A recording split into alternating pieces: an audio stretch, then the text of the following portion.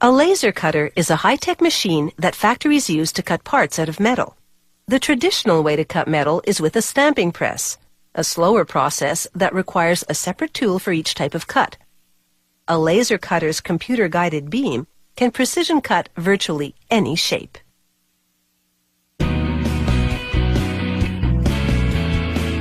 A laser cutter is made up of a laser resonator, which produces the beam, and a mechanical system that moves the laser over the metal in a computer-controlled pattern. To build the laser resonator, they mill 2 blocks of aluminum. Each will hold a mirror on opposite ends of the resonator. They will reflect light back and forth inside the chamber to form the laser beam. All the parts go into a cleaning solution because any contaminants would shorten the laser's life. Assembly takes place in a clean room. After mounting the aluminum blocks onto separate aluminum tubes, they slide one tube inside the other. This forms the resonator's main structure.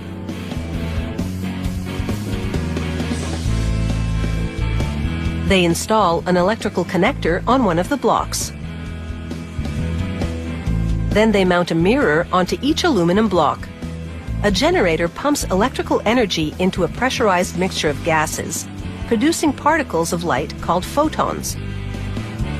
The mirrors at both ends of the resonator direct the photons back and forth, creating the laser beam. They now fill the resonator with that pressurized gas. It's a mix of nitrogen, carbon dioxide, and helium. For the laser beam to cut well, it has to be the right shape. But the beam is invisible, so to see its shape, they have to shoot it into a plastic cube and observe the formation it makes. They gradually fine-tune the beam's shape by adjusting the mirrors on the resonator. They keep at it until the laser cuts a cone formation in the plastic. On top of the tubes, they install a square housing containing a series of mirrors which further refine the beam. Meanwhile, a robotic welder fuses sheets of steel to construct the laser resonator's housing.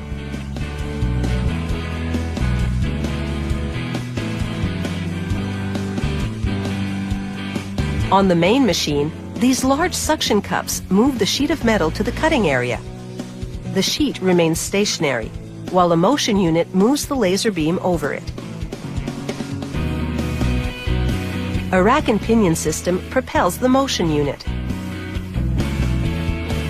The system's racks must be perfectly aligned for the machine to cut accurately, so a technician uses precision measuring equipment to check the racks, then various tools to make adjustments. Once that's done, they set up the guide rails on which the motion unit rides, then mount the motion unit onto them.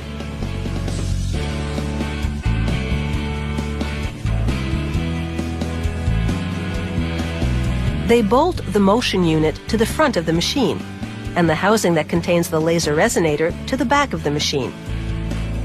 The resonator creates the laser beam. Mirrors deliver it to the motion unit's cutting head. Lenses inside the head focus the beam on the metal underneath. They run a series of tests to ensure the machine cuts with ultimate precision. It all boils down to whether the motion unit moves accurately, which means the drive system racks must be perfectly aligned. After testing, they enclose the cutting head with a safety cover made of sheet metal and plexiglass. The cutting head's copper-tipped nozzle emits the laser beam, while a curtain of brass pins confines that beam to a restricted area. The motion unit moves in 3 axes, enabling the laser beam to cut different thicknesses in 2 dimensions.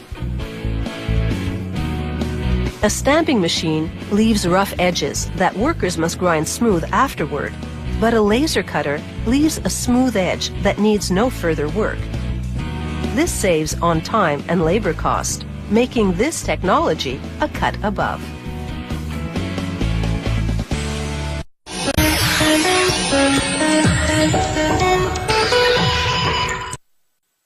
Industrial cutting tools are the metalworking components of factory machinery. They're designed to form metal into product parts or into devices for making product parts. High-tech industries require high-precision cutting tools. These are end mills, tools specifically designed for cutting and shaping metal. They're made from a very durable grade of steel, or from tungsten carbide, a metal even stronger than steel. Steel bars in their raw state are actually soft enough to be cut and shaped, but it takes loads of lubrication to cool the intense heat that metal-on-metal friction generates. Using a giant bandsaw, they cut the bars into end mill-sized pieces called blanks. Workers turn each blank individually on a computer-guided metal lathe. First, they form a point on one end. Then they flatten the opposite end and drill a center hole. Then they trim the diameter to the required size.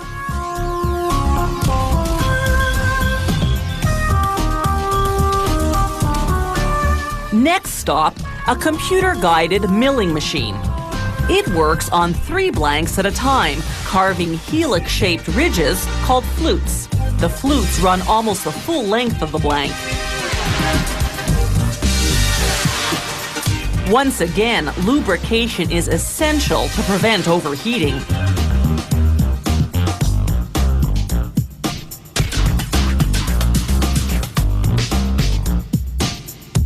This milling process transforms each blank into a tool.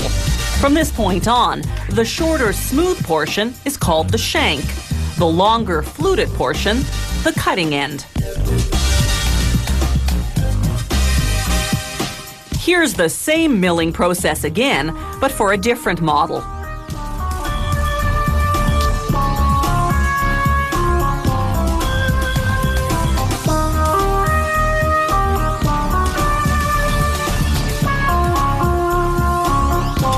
Here are both models, before and after.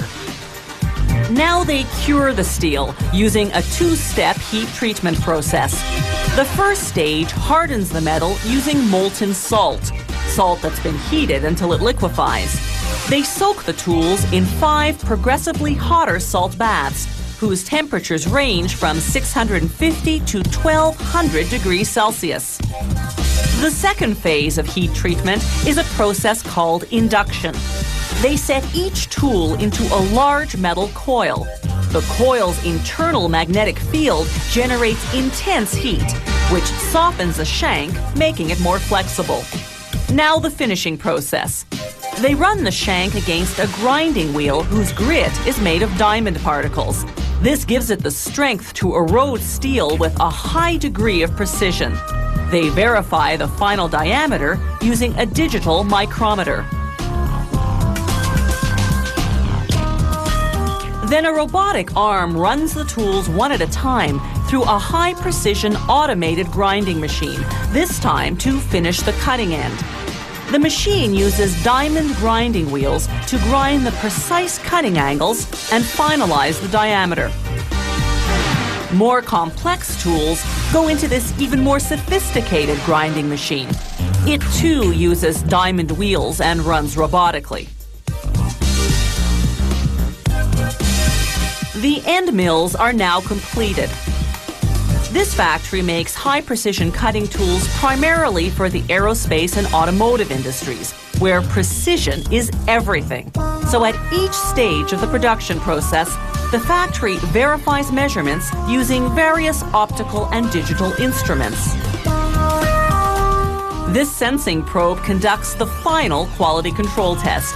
It scans each and every finished end mill to ensure that the surface is as smooth as silk. These high-precision cutting tools are now ready to be put to work machining aluminum, titanium, and different types of steel.